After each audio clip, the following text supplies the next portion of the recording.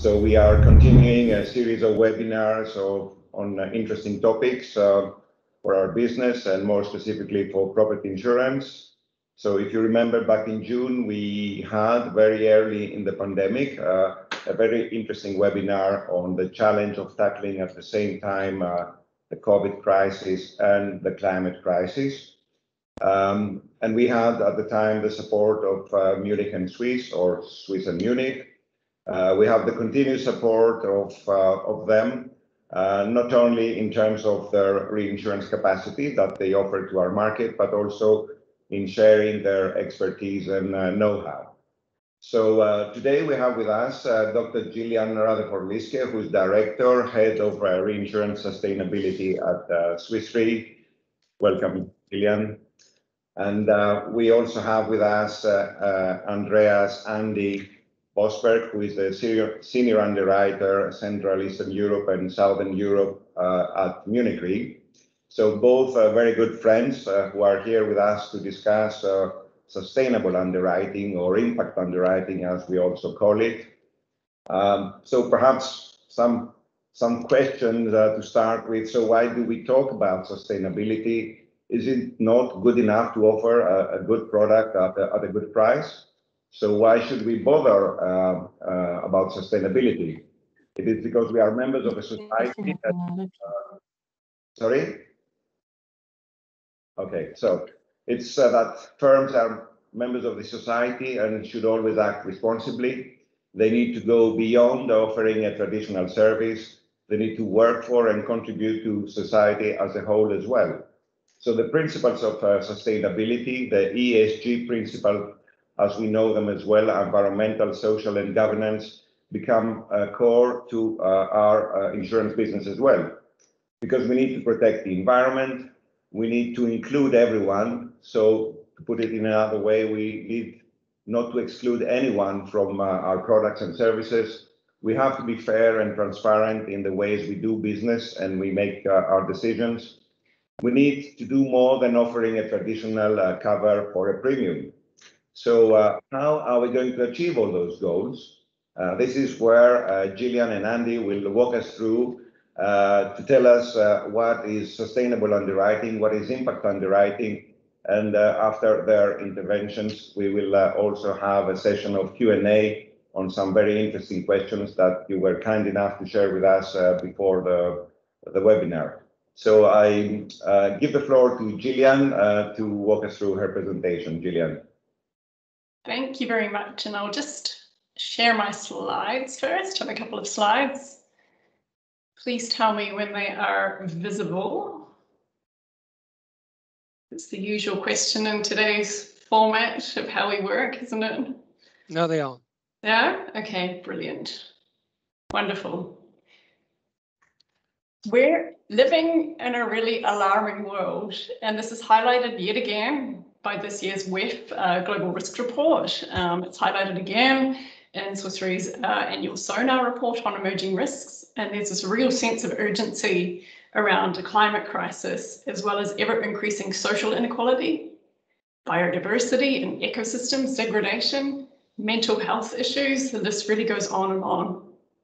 COVID, rather than distracting us from sustainability challenges, has actually highlighted the nature and scale of complex risks that we're facing. And it's also highlighted what action can look like. I'm Gillian Rutherford. As mentioned before, I'm Head of Sustainability for our Reinsurance Business Unit, and I'm very pleased to join you today to have this dialogue about impact underwriting. Now let's talk sustainability and impact underwriting. I wanted to show you here a few quotes that emphasize the sense of urgency and immediacy that is coming from many, many stakeholders on the topic. And we see it from investors, we see it from regulators, we see it from our clients, their clients, really employees, individuals. So it's coming from all directions. Here you'll see some very big statements from a few people around climate change and more broadly on sustainability. And this is the point that I want to emphasize here already. Sustainability is not just climate change, it's much bigger. It's really about a very interconnected set of environmental and social risks. And these we need to take into account in our decision making. So that's the first point I want to make here. Sustainability is not just climate change. The second point I'd like to make is that there is opportunity. There's a massive opportunity to support a massive transition that is needed. And here I speak of an energy transition. I speak of a climate transition to net zero emissions, and that's bigger than just energy. Changes in things like farming practices, more support for health and health infrastructure, and really the way we include people and provide access to insurance. That's all a huge transformation. So there's a very big opportunity, and insurance plays a very big role here because insurance is an enabler. We have a critical role to play in addressing sustainability challenges through our underwriting. Historically, building ESG or sustainability into underwriting has really focused on exclusions, and I'm sure we're all very, very aware of that, right? And you know, it's been really about what we don't want to underwrite or how we limit what we underwrite. And an example of that would be thermal coal, of course.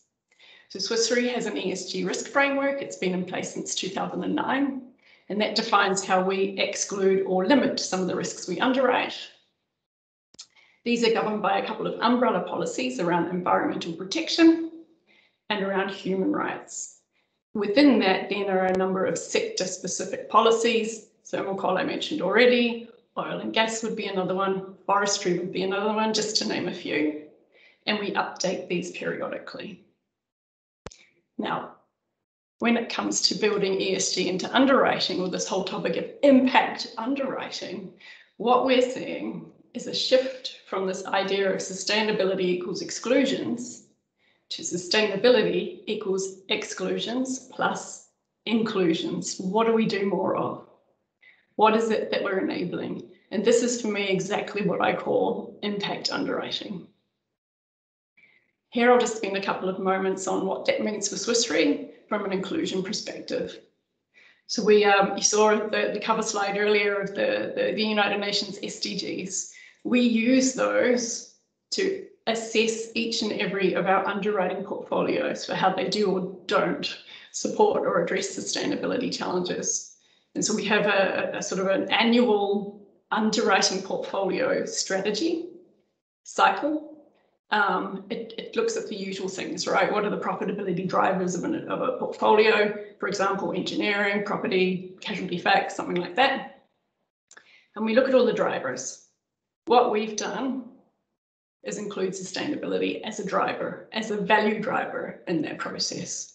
And we use the United Nations Sustainable Development Goals to do that. I'll just let that sink in a moment. And then what is really, really interesting about this process that we've introduced, and we're in year 2 of that, is that we're using it to identify, yes, some risks, right, where we may do harm on the sustainability side, but more interestingly, and this comes to this point about enabling, we use it to identify opportunities. What can we do more of? And this is what all of us as an industry can do. What can we do more of? Some examples there. Things like some of the obvious ones, right? Renewable energy. What can we underwrite and support there on wind farms, for example?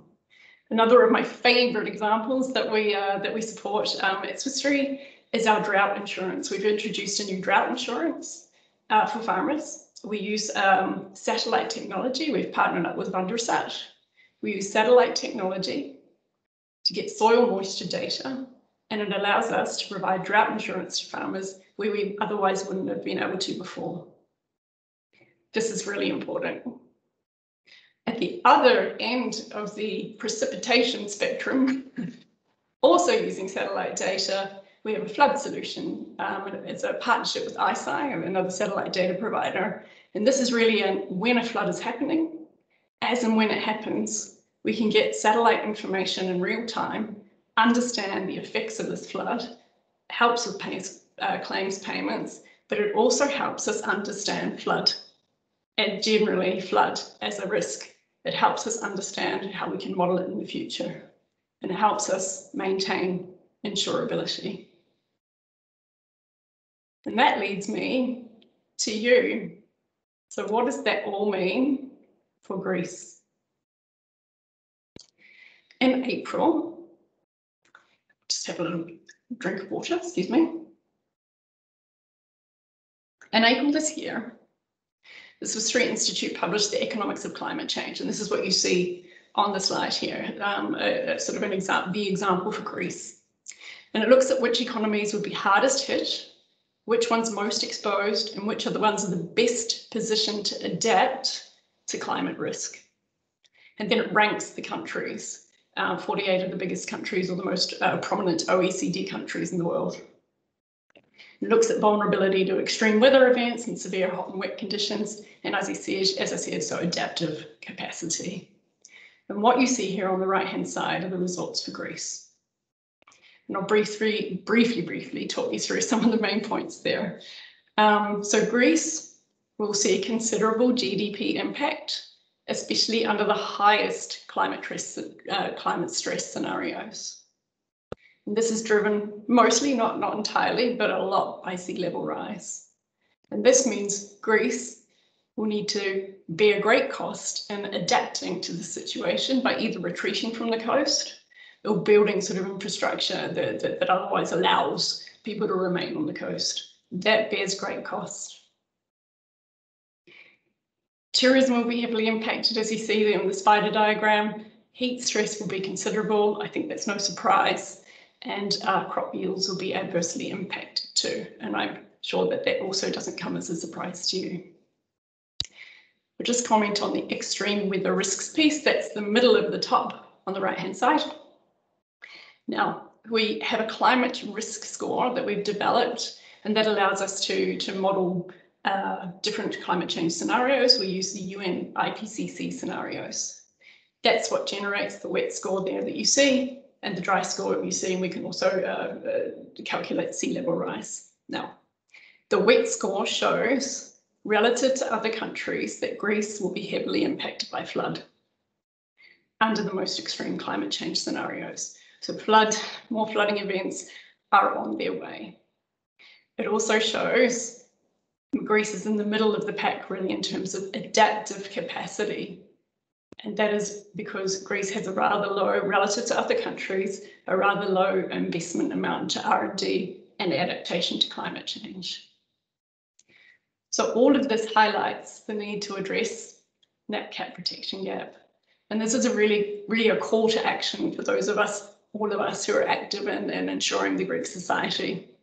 We have drought, we have flood, we have Medicaid, we have earthquake, we have wildfire. I mean, really, it's a very long list, right? And we have a role to play in providing protection. And again, this is this topic of impact underwriting. So my call to action is to really strive to address this topic of insurability, to strive to address availability, accessibility, affordability of insurance protection. How do we do that? Through forward-looking modelling of all weather perils, through risk adequate pricing, and lastly, most importantly, underwriting products that are really relevant and address people's needs. And to really address these 3 A's of availability, accessibility, affordability. And with that, I thank you, and I hand over to Andreas, and I look forward to our discussion later on. Thank you very much, Gillian, for this very interesting presentation. And we can continue with Andy. Yeah, thank you very much. That was very interesting, and I tried to comprehend what was said by Gillian. When was the last time you did something for the first time?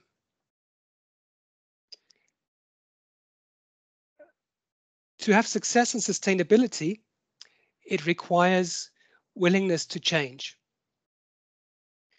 I would like to encourage and motivate you to join in, to try something new. I'd like to guide you through a guided meditation. This is probably something which is new to you, And actually, so it is to me. I've never done it, and I go for the risk of doing it. Try to visualize the effects and see the effects. So I'm sharing my screen and will ask you to follow this short. It's a 2-3 minute meditation.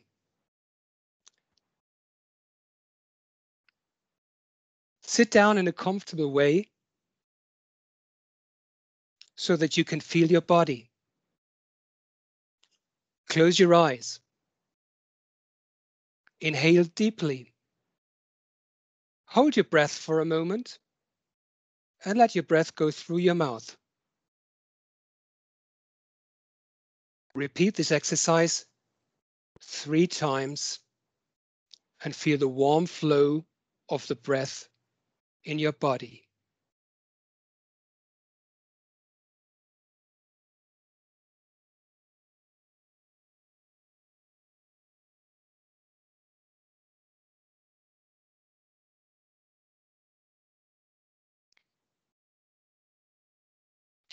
Now, find your own breathing rhythm. Imagine how a bright ray of white light touches the top of your head and how it slowly runs from your top of your head to your skin, through your eyes, down to your nose. Feel how it further goes down your cheeks and mouth. The muscles of your face relax with a warm light. The ray of light travels further down to your throat. It floods your throat with light and brightness. It travels further down to your shoulders,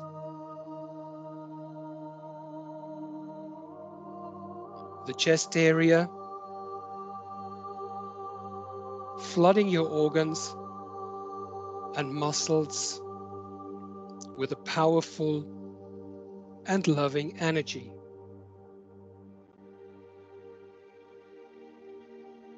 In your belly and hips, you feel the warming and healing energy of the white light ray. Your abs, your hips, and your legs are flooded with warm energy.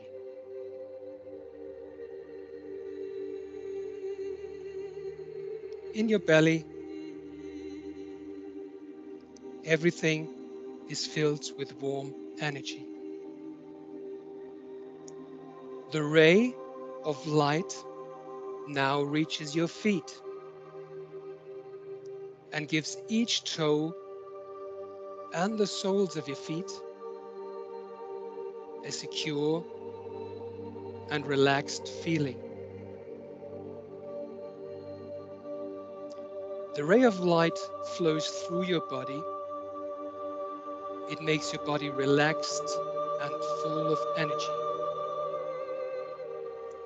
This energy gives you a feeling of rest and peaceful satisfaction.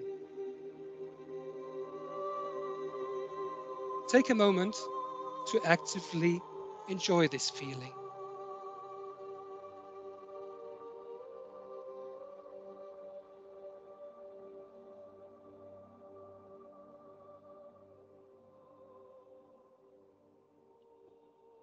Now prepare yourself and your body to slowly come back.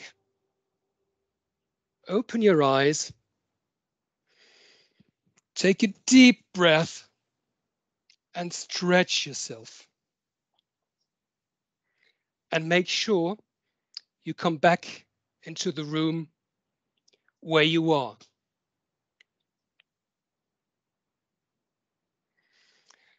So I think this was an idea of making yourself feeling what is possible. I hope some of you, it's not easy for the ones of you who haven't tried this before, but what people can do, what can happen, and what possibilities we all have.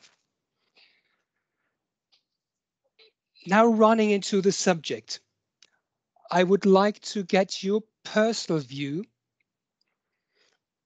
Imagine your own impact of what it means to the environment by asking a question to the audience, which you would be able to answer by going into the chat, or you either receive a message on your screen, depending on your facilities. The question is, would you be willing to accept a lower interest in order to invest into sustainable industries? So you should find this vote and take a minute to answer the questions.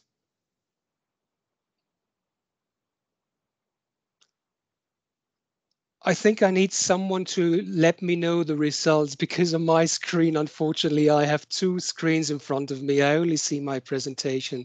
So if anyone can share the results with me, that would be really great. Still going on. So Okay. 58 votes, 88% would accept indeed a lower interest, and 12% would not. I think this is pretty fair results. So even the ones who didn't do it, and by the way, I should have mentioned all the results are anonymously for data protection reasons. So I have another question. So maybe you could. And that was just exit poll. The final is moving towards 90% yes with 77 votes. 90% yes. So that's a very strong commitment.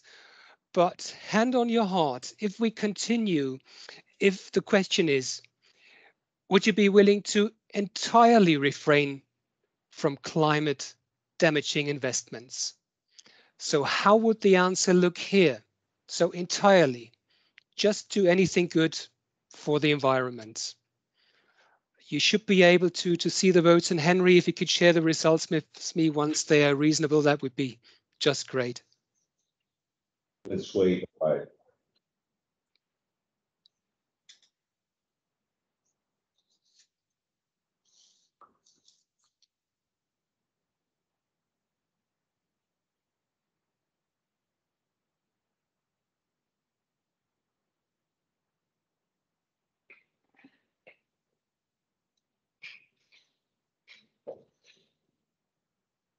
Okay, so we have 70-30 with 53 votes. I think that's pretty representative. 63. Okay, that's fine. That surprised me, because I had thought it's actually less, but still the number drops from 90% to 70%. And imagine, and this is probably when it comes to how seriously would you impact yourself. First of all, you said the majority of you, yes, pretty much so. When it comes to entirely doing only good things, the picture looks slightly different. I think this gives us a good picture of what the industry or the entire world, which challenges we're currently facing. When I prepared my presentation, I came across a publication that Munich Re discussed very early in a brochure in the early 90s, in a brochure on climate change. And it's detected that the long-term risk trends back then have hardly been studied yet. Since then, obvious that changing concentration of the greenhouse gases led to increased global mean temperatures, heat waves, tornadoes, even in territories you wouldn't expect them. We had tornadoes in the city of Hamburg, which you would never expect it, probably as a result of increasing temperatures. If you ask me if global warming exists, If I look out of my window with temperatures of 13 degrees, you might doubt it, but overall, we obviously see it. And there are increased carbon concentrations in the air, changing solar energy absorption with all the effects we are currently seeing. The last year, 2020, again showed a significant amount of nat cat losses, bringing the year within the top 5 economical nat cat losses since 1980. And that despite the pandemics.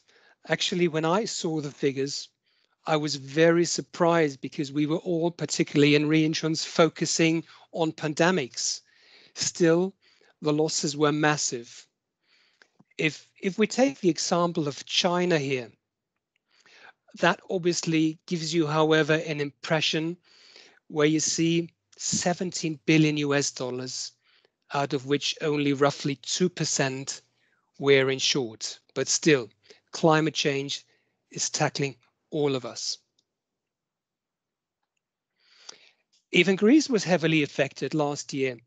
You had this Medicane, which is a Mediterranean cyclone or a Mediterranean hurricane over the Mediterranean Sea, something reaching Cat 1 of hurricanes with economical losses of around 250 million euros, according to latest figures.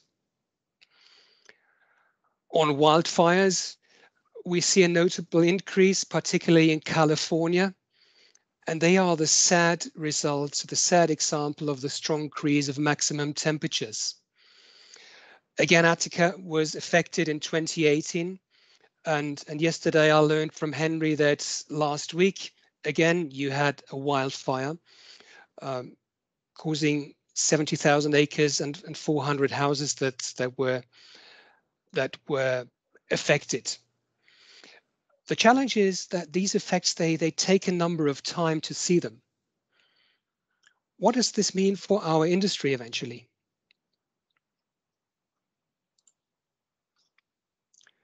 So what we are doing at Munich Re, and Swiss Re does the same, and all the big insurance companies, I assume, do the same.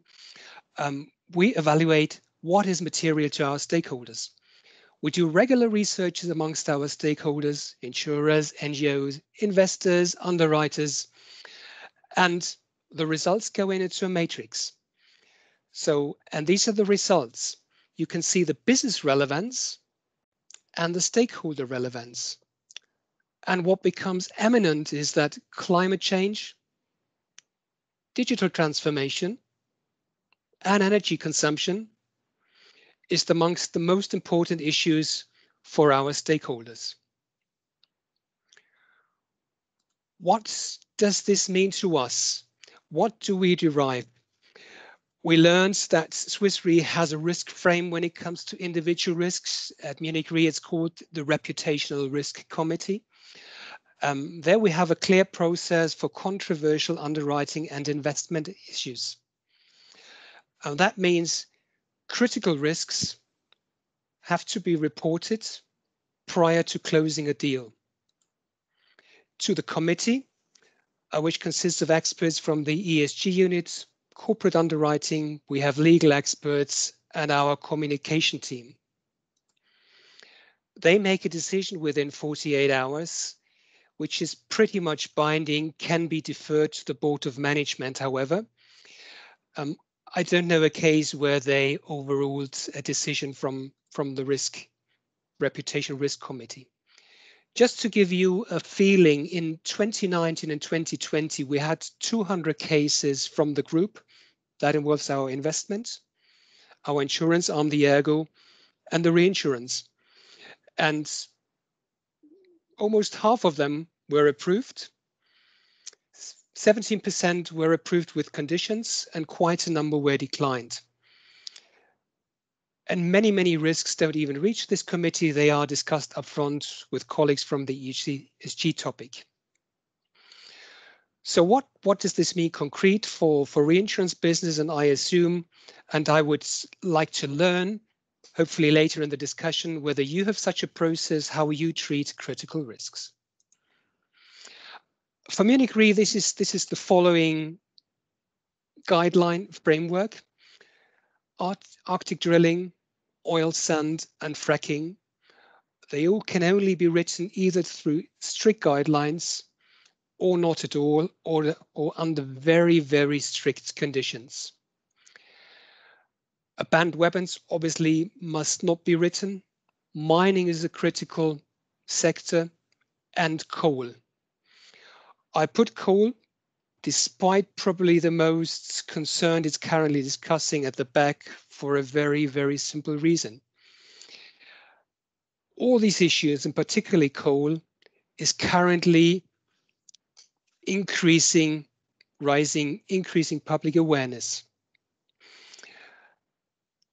Back in 2020 or early 2019, Siemens had a very tough case in Queensland, Australia,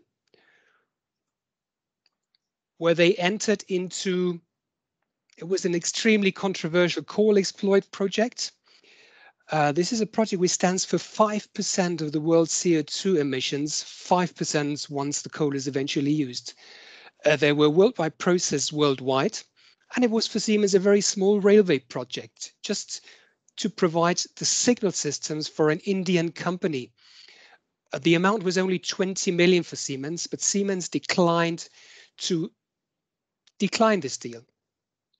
What happened is that one day prior to Siemens' general meeting, Greenpeace entered the Siemens headquarters and again highlighted this fact. What I'm going to say with that is that if you ignore it, your company gets under severe public scrutiny. General meetings of companies are occupied, properly occupied is not the right word. They are NGOs send people from critical areas in the Amazonas, and they have their voice and they state what big companies do to them, and that big insurers or reinsurers are insuring or reinsuring them. And that makes up the mind of many, many risk carriers. Munich Re on this Queensland, on this coal project, released an alert and said, as from now, no underwriter is allowed to write any project or any of its infrastructure. To share a personal experience with you, this is the new Istanbul airport. It happened to me that I had to fly to Istanbul on the first day of the wider opening. This airport was built on a bird migration route. This is where the birds migrate to fly to Africa as a stop place. And what happened to me is on the time of descending, there were hundreds, if not thousands, of birds around me. So I had the impression they were entirely confused. The question, if we apply the new system, would it be wise to support, to insure such a risk which is under extreme scrutiny? Every one of us has to make up its mind. When we prepared the session of sustainable underwriting, the question came up, is this just sustainable in terms of making it sustainable for the entire society, or to make sustainable even for us as insurance companies? And I'd like to share one aspect with you, which probably raises some more attention in the discussion. This is the use of sensor technology, IoT, to protect water damage from burst pipes in maybe weekend houses, in churches, to control temperatures, temperature chains on cold protection and fire protection, to reduce risks, to avoid them, rather to prevent them instead of paying them. Now, what does this all mean to us? How can we, as insurers or reinsurers, support the industry? Munich Re has developed, and this is enhancement of the world map of natural hazards. The Nathan has developed a tool which is called the Climate Change Edition. That is possible to predict the future based on certain temperature rise scenarios on 7 different hazard categories. So it's tropical cyclone, for example. We heard sea level rise, heat stress, drought stress. These all follow the IPCC, which is the Intergovernmental Panel on Climate Change, the UN body that's also formed the basis for the Paris Agreement. And sorry, I need to go back on that one. This is the last one. What I'd like to do is to share with you how the possibilities of what this tool can do. So this is the world map, and I'm trying to use the possibilities of how to predict somehow the future. So we have certain segments. We can, for example, go to tropical cyclones and show what is the current situation. So this is what we see. This is pretty much the Atlantic Ocean, and it reaches up here to New York. If the temperature increases by less than 2% or up to 2% by 2050, the spectrum increases. If it's between 2% and 4%, it massively increases. And if it goes beyond 4%, New York would be heavily affected. There is a certain scaling, which wind speeds you need to expect. So there is a magnificent impact if we remain silent and don't do anything at all. Let's zoom into Greece and see what the situation is there. What we can do, we can see the effects of the sea level rise to Greece. I zoom in a little bit higher. So you have some territories, and Gillian mentioned it earlier, which are heavily affected by sea level rise, even if it is only the lowest scenario. The effects are much wider, so you have extreme effects, and if we go to the extreme scenario, this becomes even more dramatic. Let's show some more options. If we go to the Nathan, we have some additional maps here, and we can, for example, show global and active fault lines. That might be something important for you as an underwriter to see where your risk is, whether it is close to a fault line, whether it's far away to a coastline. I changed to the street mode so you can probably see it better, what the effects are where you are.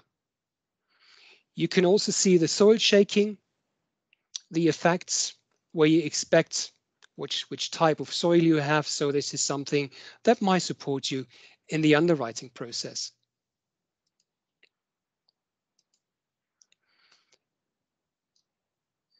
If I go to Nathan hazards, and this is the last one I'd like to show you on this one, you see the individual earthquake zones which sound familiar to you, and you can see which areas are more affected and less affected. One particular gimmick, and this is something, and I'd like to make an offer to you, not on a business purpose, but on a private purpose when we come to the end. I've taken one area which is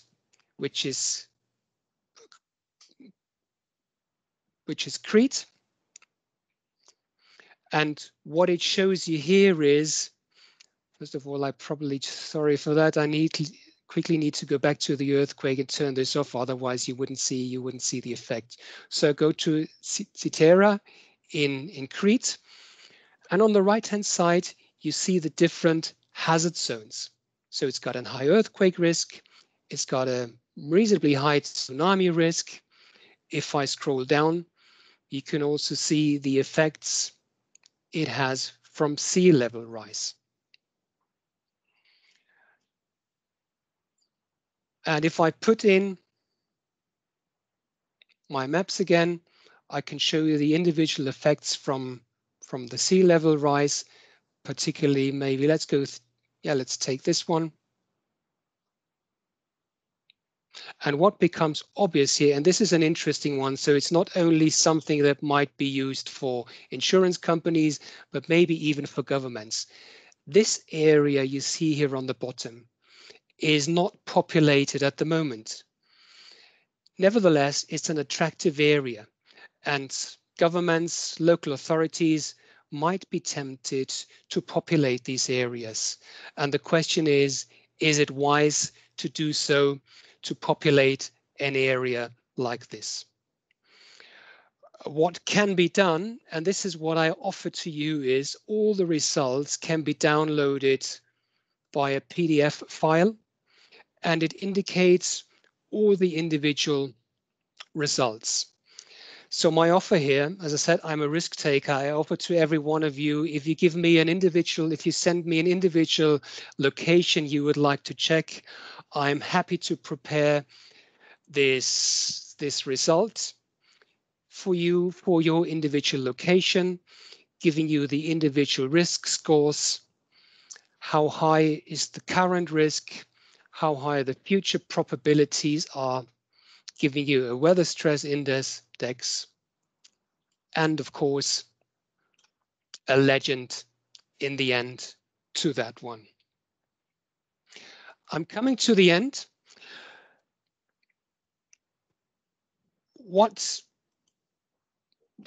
I mentioned the protection gap and what this would mean to locals, to the local environments. Greece has a penetration in property insurance of between 12 and 14% only.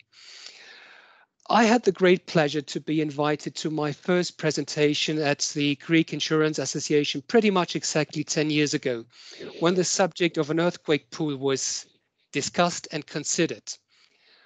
And I learned back then that it has been discussed for more than 20 years.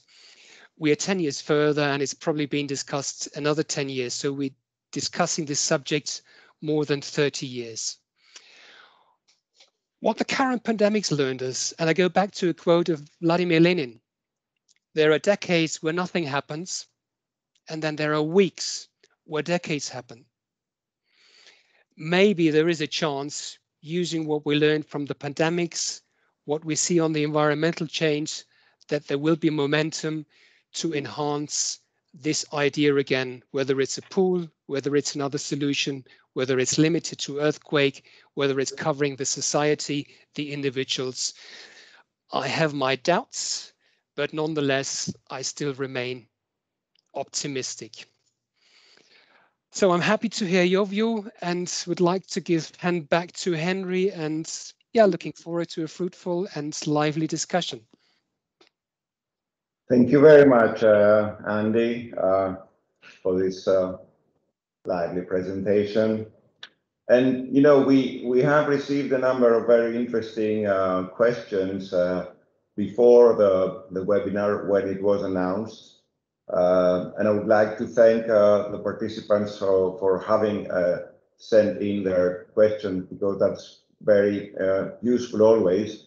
The moment of the webinar, you rarely get a lot of questions. So the fact that we do have some interesting is very good. And I will go through them, and I think perhaps both of you, Gillian and Andy, can you know, say something about them. So the first one is interesting and says, how do insurers benefit from the adoption of sustainability principles by an insurance company?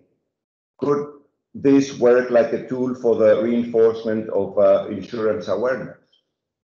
So what are your views on this?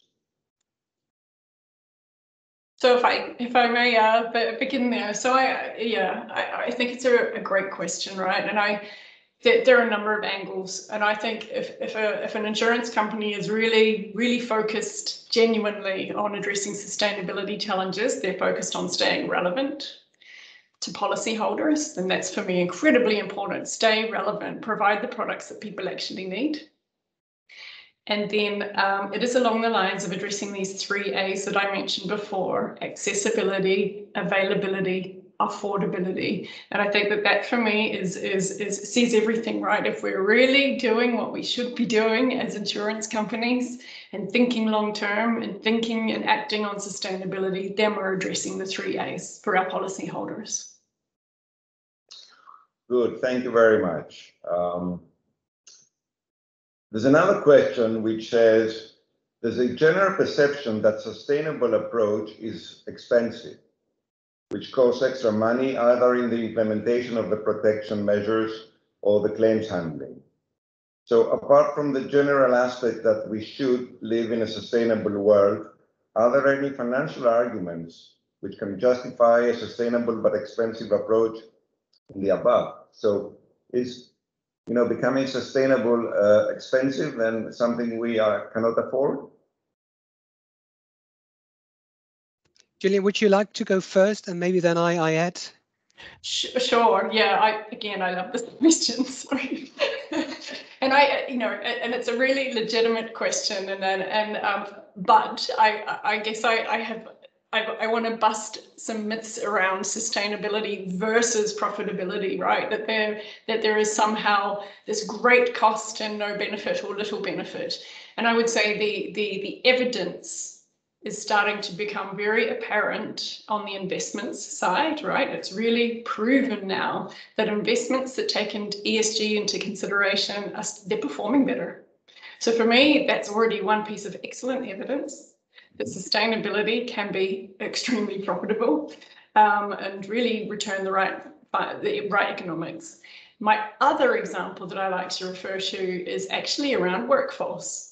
So a diverse workforce, and that's also proven, is a more productive workforce. And I do use this analogy because it is for me also a sustainability topic, this one of diversity. So I think there's a bit of a myth around, the sustainability versus profitability. Is there some cost on the underwriting side? Yeah, there will be, right? But it doesn't mean there's not benefit too. And I think we're still waiting on the evidence of really whether or not sustainable business is going to be sustainable underwriting is going to be highly profitable or not. Jury's out there. And if I may add, looking only at the obvious cost, to me, runs a little bit too short, because the obvious cost is something we see. The question should be more, what would it cost us as an industry, as a society, if we don't act? So, and this eventually is likely to be much, much more expensive. And Gillian highlighted it, what it means to Greece. You're pretty much in you have the heat waves, you have the inundations, you have the river floods. You would suffer most if we don't do anything. Mm-hmm. Okay, so there's also this question of, excluding some high polluting activities, like you mentioned, both of you, in your frameworks, petrochemicals, coal mines, coal-fired power plants, etc. And that would necessarily mean that we will lose premium because we currently insure those risks. So would an implementation of a policy of exclusion like this one result in loss of premium, or can this be replaced by other forms of energy, like renewables? Will that happen in your view? Yeah, I'm happy to start that one, Gillian, and feel free to add. Of course, we are likely to lose premium from insuring those risks, particularly as the premium is very high on those ones, but there is the risk as such.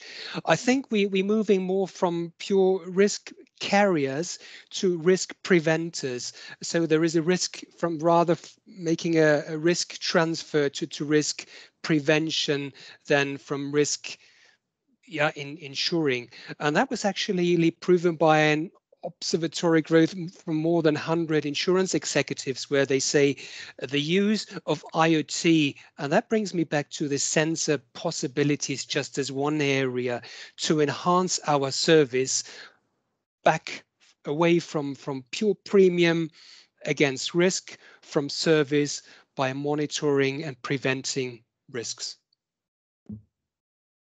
Good. Thank you very much.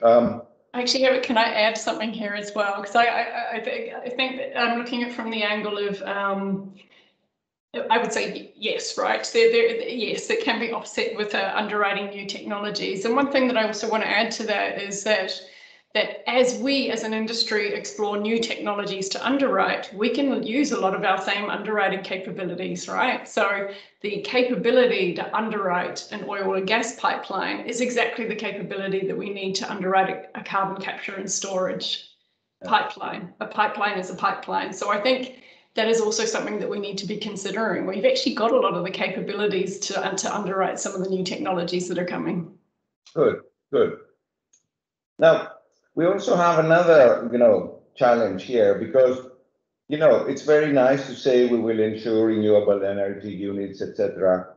But here there's a paradox because those type of risks have been producing a lot of losses, whether it is photovoltaic parks or windmill parks. We have had, at least in Greece, I'm not sure in other markets, massive losses on those. And perhaps there's another example, which is interesting as well. We want to offer better terms for, electric cars. But electric cars cost very expensive to repair. The batteries are super expensive. And I didn't know that, but it's interesting. They are liable for more accidents with pedestrians because there's no noise and you don't observe, you don't realize a car is coming. So in fact, that means that we will suffer on our underwriting balance with more loss ratio. And how should we tackle these? And before you answer, perhaps consider another question that comes afterwards, which is, I mean, you may want to answer yes, but you need to adapt to that. But would you, as reinsurers, be prepared to also lose money together with your cedants on this adventure, let's say, of insuring those higher hazard, otherwise sustainable businesses? Well, maybe first of all, the good news is that with the European Green Deal, there is massive money flooded into these new technologies, hopefully. And when time comes, currently some might be considered as prototype technology. And I recall particularly the photovoltaic increase and even the wind turbines, you suffered a lot, as we did in many other territories. So it's a big challenge, not only for you as insurers, but also for us as reinsurers. As it still stays, we are all profit companies, so we try to make our profits. Maybe we need to see this on a holistic basis to involve. I'm not a big fan of the government being involved in too many things, but here most likely we need the governments, the states, to make their contributions to flush these things and not do it only to the detriment of insurers and reinsurers. So you see a clear role of partnering for discovering those new energy forms and the risks. So perhaps an area of public-private partnership would be there as well. Probably yes. It's a difficult one, and this is a tricky one, of course. Who would buy, if you go back 25 years, the first flat screens were entirely expensive and they were crap. Who bought it? These people were willing to take the risk, but these were private individuals. We as an industry, very difficult to answer. This is why I say probably can only be answered holistically, having all stakeholders, PPTs, included. Yeah, good. I would just add here, we have to get comfortable with using different data as well, right? With new technologies, right? We don't have loss histories for a lot of this new stuff. And lots more volatile, maybe more volatile performing risks. So I guess we also need to get comfortable with different data sets and different way of predicting losses, right? Good. And IoT helps, of course, because these new technologies can be better monitored, better observed, and the development we see in this area certainly enhances the insurability of many things we consider currently as being difficult. Yeah, There's a question, in fact, on technology and how it can enable, prevention and risk management of climate change related issues. I think this was pretty much demonstrated in your presentations, both Gillian and Andy's tool. I think, but and you also mentioned the IoT devices for prevention. Anything else on technology as an enabler that you would like to add? I'm not the deepest technical expert, so please, everyone from the audience, feel free to share their view or their experience here they have. I can only see Munich Re, for example, entered into a cooperation with a public company on cables where data flow can be measured, and this obviously can detect losses prior to happening. Yeah. I guess, may I add something here? Sure. Because again, on this data topic, since we're talking about it, I guess it's, I mentioned our satellite data partnerships before, and the other thing that we've added into our CatNet tool is our layers that describe and show biodiversity and ecosystem services, right? So we're also incorporating a new view on hazards. And that for me is also very, very critical in future decision making around sustainability and impact underwriting. So I'll just use that as an example too. Yeah. Okay. And by the way, if anybody wants to raise a question live, you can raise your hand. We still have, we don't have too much time. Perhaps we can try and close this in, let's say, 5 minutes, unless we see everybody, leaving the room, but we can monitor if people are still there. There was another question which says that at the stage of underwriting, how the insurance industry addresses the companies that have indeed incorporated sustainability principles into their operations. Are they treated better? It's probably a question you need to answer, but Gillian, please. Exactly. So look, I would just have an example that I would use. So we talk about our ESG risk process, right? And when we're considering deals and whether they align to our policies or not. Now, if a company is on a trajectory that we think, this fits to our guidelines and our policies, then it matters a lot, right? So it's similar to Munich Re, we have an accept or a reject or accept with certain conditions. And this is where the trajectory of the policies of the company do really come into play. So that I would use as an example. Okay. And what would help, of course, all the big companies have corporate responsibilities reports. And it's always good if you put something in to actively show you're not just saying, but you're acting actively. Okay. Well, thanks very much. May I ask again if anybody has a question that the discussion has stimulated or not? I can see the chat. Let me first try and see the chat. I don't see anything in the chat.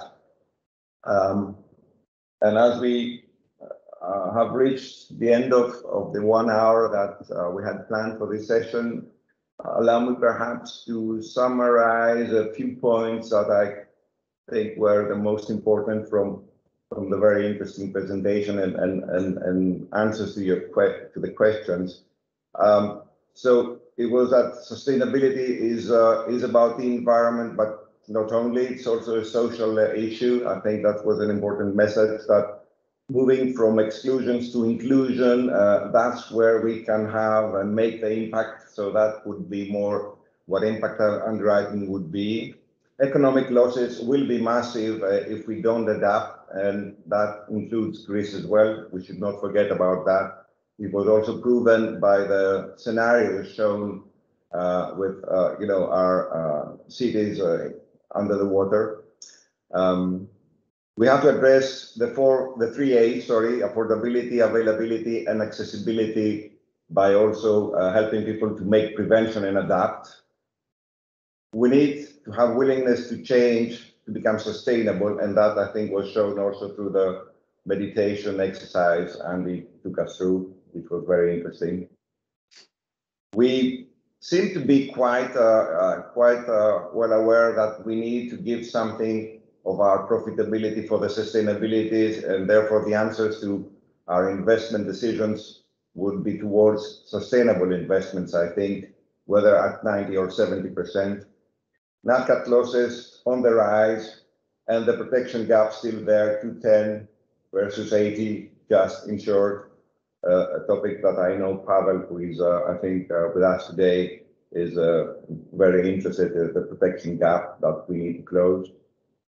ESG framework for high polluting industries. Both of you have an ESG framework for high polluting industries.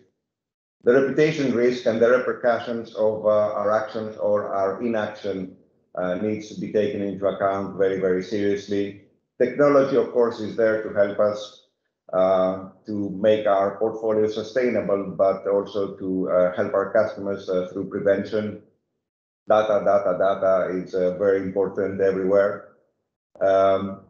We should not worry so much about the sustainability versus profitability, let's say, debate, because in the end, both will come together. And I think whether you call it sustainable underwriting, responsible underwriting, or impact underwriting, it's about how we need to act in the future as responsible members of our society. On behalf of all of us, I would like to thank you very, very much for your for being here with us today, and thank you for the insights. And we really look forward to our next session on so interesting topics. So thank you all for staying with us, and stay safe. Don't forget to that vaccines are still out there, but we are not all vaccinated. So let's conquer this pandemic and tackle the climate and sustainability pandemic after that. So goodbye to all of you. Thank you very much. Bye, everyone. Thanks a lot. Thank you very much. Bye to all. Hope to see you soon. Bye bye. Thank you so much. Thank you.